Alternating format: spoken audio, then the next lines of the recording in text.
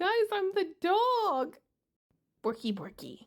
Today for Easter, I watched The Game Plan. Why? Because it's a family movie and my DVD copy of Steel Magnolias is still in a box. And I can't watch fucking Hop anymore because James Marsden is icky.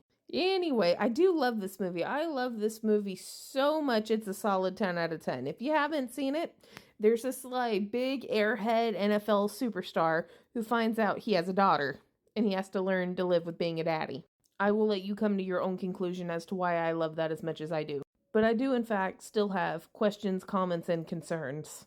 Number 1, did she forge her birth certificate? Or can you put down any celebrity's name as the father, and then they just contest it later?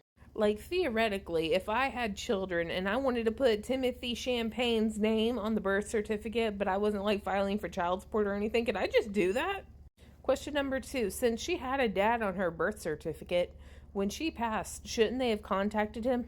Is that not a thing? Was he considered abandonment, or how does that work? Question number 3, are you surprised by the fact Kyra Sedgwick is married to Kevin Bacon?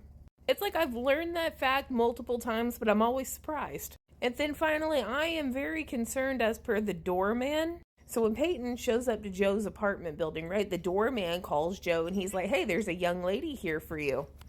The only question Joe asked, literally the only question was, is she cute? And the doorman was like, exceedingly so, sir.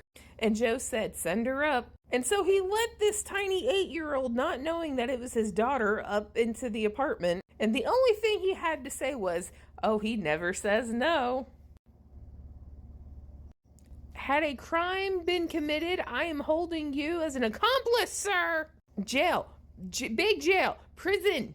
Which kind of makes me worry as to who the hell Joe has brought back to his apartment over the years. Because later on, he tries to hire a nanny for Peyton, and instead of, like going through and interviewing everybody, he picks the cutest one out of a lineup, and then he won't stop hitting on her ballet teacher. Don't get me wrong, I understand he's supposed to be a playboy, but you keep hiring women to hit on them.